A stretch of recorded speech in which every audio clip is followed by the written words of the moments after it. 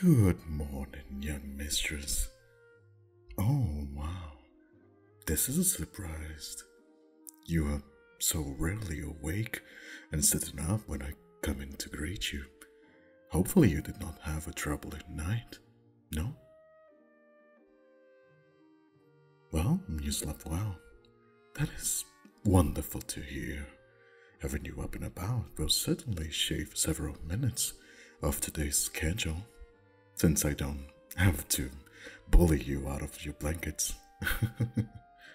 But just as a suggestion, but perhaps you could make it a habit to rise up at a reasonable, decent hour every morning.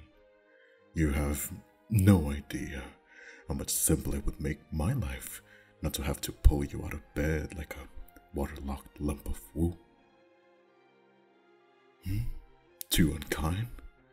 Then how about pulling you out like saltwater taffy? I'm glad you approve of that one better. Oh no, not because you're not sweet, but you can be saltier than a sailor in the morning, my dear. Don't waste our extra time snapping at me and proving my point. Just lift up the book from the table so I can place it straight down for you. I've brought you morning tea, black and butterfly pea flower tea, with just a hint of citrus today, mildly brewed not to overpower the fruity notes. Oh, don't fuss. I can no longer spoil you with hot chocolate every morning, and it is time you appreciate the finer beverages like tea and coffee without all the puffery of chocolate and sugar. And anyway, how can you refuse this drink when it's such an enchanting shade of lavender blue? I always thought the younger folk always adored brightly colored foods and drinks. Yes, of course. You're not a child any longer. You're all grown up. Well, if that's the case, then wipe that pout off your face and drink your tea properly, my lady. That's much better. And trust me, one sip and you'll be sold, I swear to you. Though, if the tea is not sweet enough for your taste, well, that's what the biscuits are for. Only 3? Well, it is before breakfast, my lady. Mind you, I wouldn't want to spoil the lovely eggs, bacon, beans, all that's awaiting for you. Well, how do you regard it now? Not terrible, huh? Well, that is certainly better than utterly atrocious you said yesterday teas was. I've told you, I'll refrain from bringing you oolong in the future. Beyond any obstinance, I could tell that you were truly repulsed by that selection. But I am certainly glad this one is more to your liking. It also makes me proud as well, my mistress. A butler's pride is to make sure their master's needs are all satisfied, after all. But do tell me, why were you awake so up early in the morning? A dream, huh? I sincerely hope it was not an unpleasant one, or even a nightmare.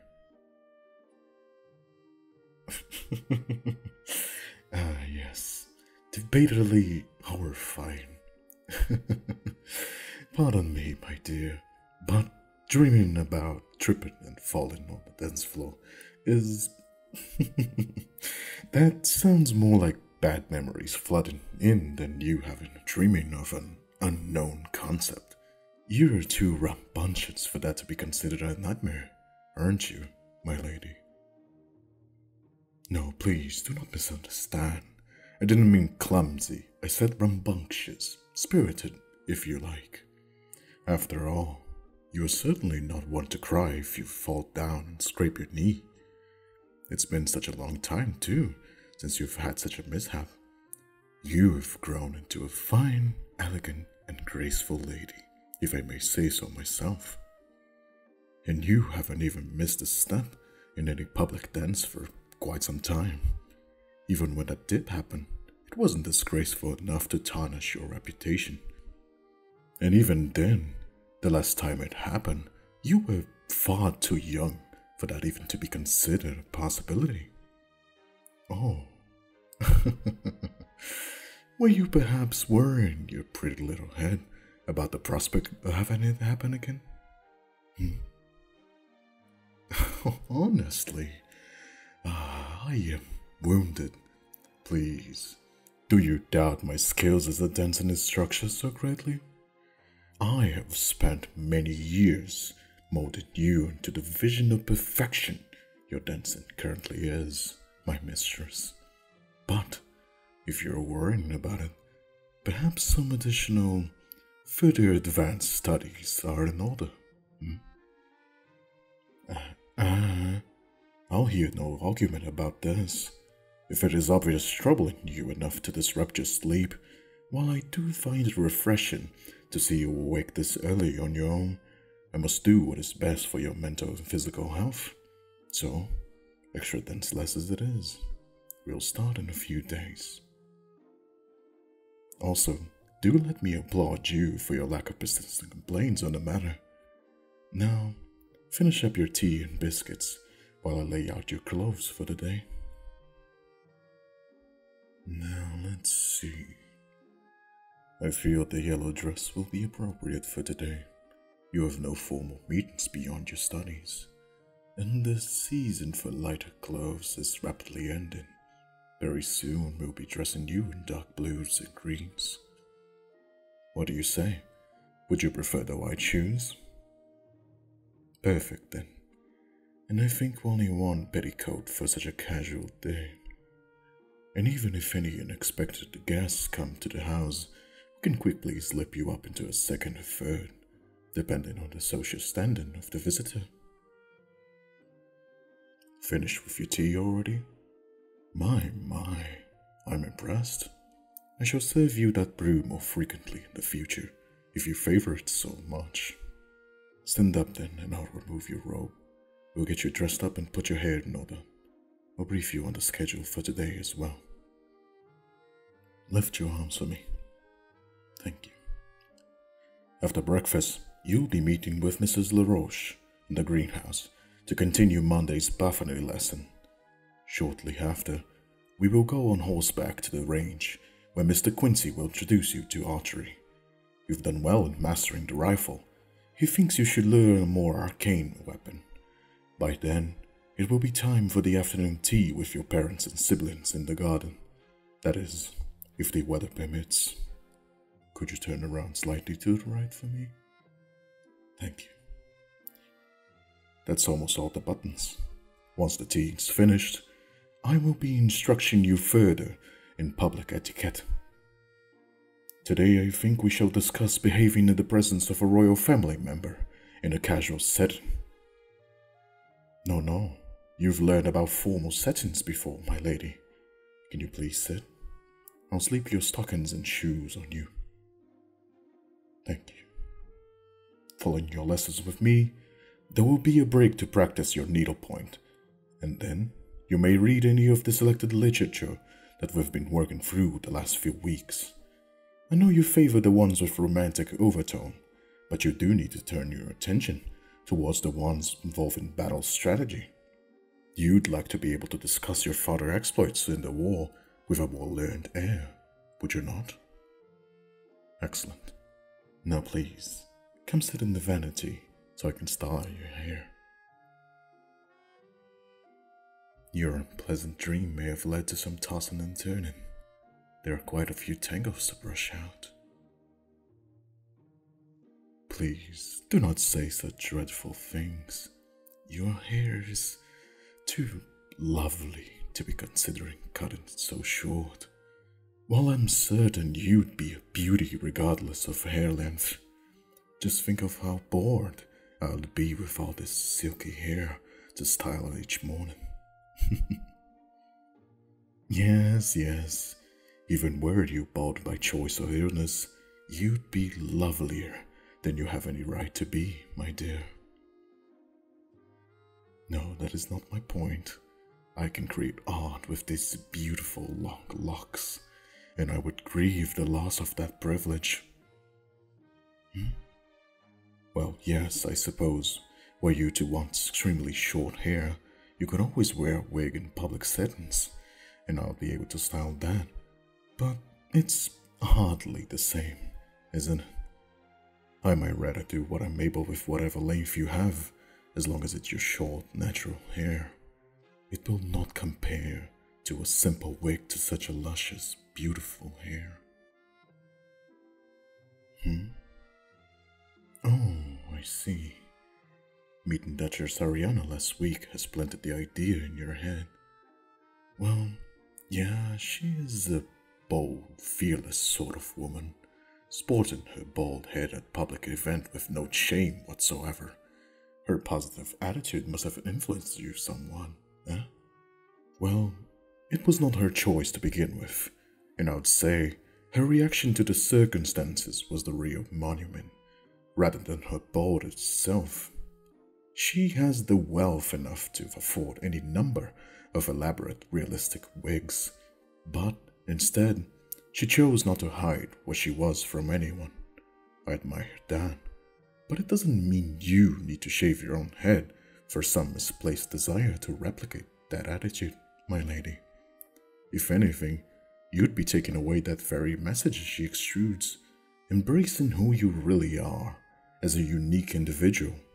How can you do that if you're immediately imitating what you see? Fair enough. Most of what you wear and how you act are determined by social norms. But you see my point about imitation for the sake of imitation, Good. So no more talk of lobbing off your hair with your sewing scissors, you little troublemaker. While I begin the styling, here's the newspaper. You can browse to your heart's content, and also keep your head tilted down for me, okay? I'll be binding your hair into a braided bun at your neck today.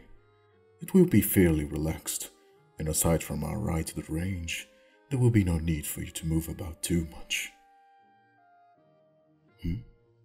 Of course. I can leave a few strands around your face if you wish.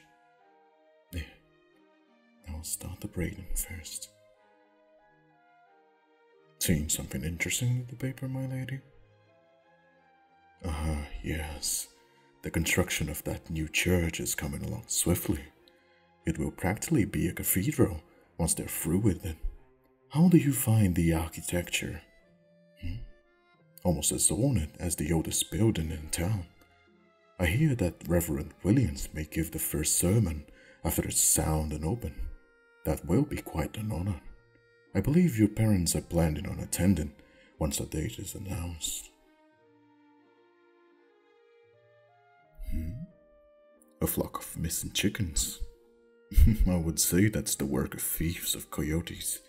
But the Blake's farm is so heavily gated, and they also have the best bred guard dogs in the country. That is quite the mystery.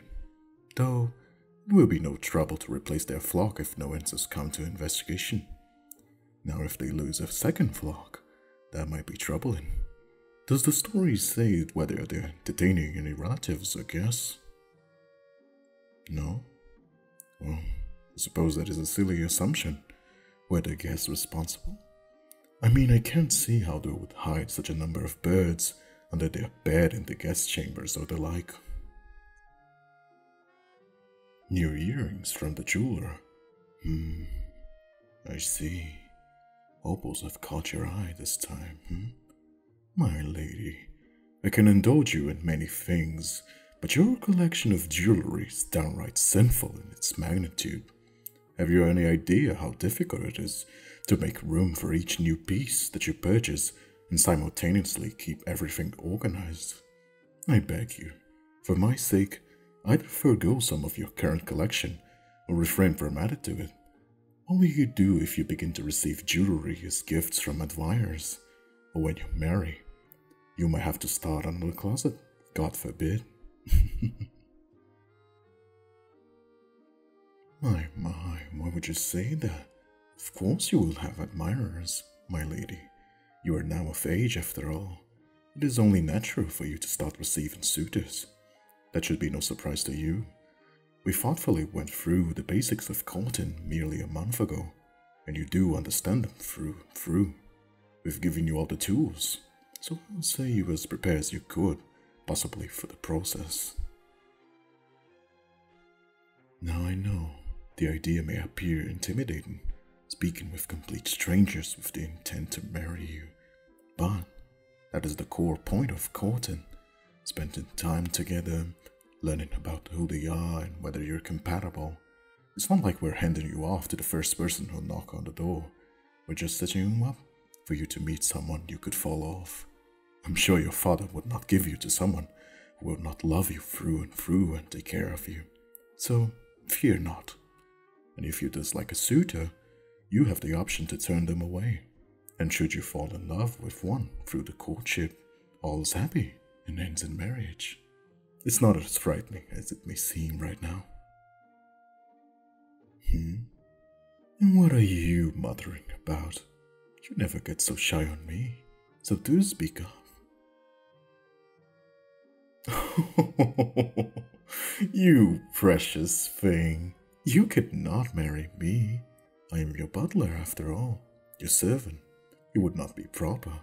And also, my darling girl, I've known you since you were toddling around and hanging on your mother's skirt. Do not let your blossoming youth misguide your affectionate soul. I will always be here for you, but I am in no way your candidate for marriage, just on the grounds of you knowing me for so long. I can see why you'd cling to that idea, but nothing stays the same. Life is a series of changes and adjustments. Forward motion stalled by normalcy for short pauses before resuming on a steady route forward. I am sorry to tell you this, my lady, but you can only stay in one pause of comfort for so long before life will force you to adapt to some new form of change. It might not be all that drastic or even worth much note, but it will constantly happen. How you react to that change is what builds up your character. You can fuss about getting up early or wanting hot chocolate instead of tea, but the big changes that you need to face with courage and acceptance, if you can do that, life will be just a little bit easier. Also, some pauses in life's chaos last much longer than others.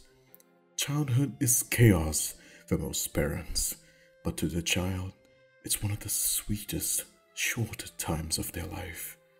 Courting is confusing and stressful at times, but it can lead you to your true soulmate, who can give you such fulfillment. Marriage is also a strenuous affair, but once the fanfare dies down, it can give you long-lasting stability and contentment that you might thought it was even possible, you see. Just a series of changes that can fare with optimism for a better future, or fear for a worse one. The outcome might be the same, but your mindset greatly affects how you come through it. Knowing that, I personally opt for a more positive outlook on most of life's changes. So, have faith, my lady. Courting isn't the end of the world. Moving out of this house won't be the end of the world either. Having children won't be the end of the world. No new change is as terrible as you may think. It is simply that, a change. Bless your heart. Having to leave me won't be as terrible as you think either. You will have new servants to grow fond of. You will see me when you visit. Just because things might be different doesn't mean they will be miserable. But this is all a flowering conjecture, mistress. I apologize for waxing such philosophical when you haven't even entertained your first suitor yet.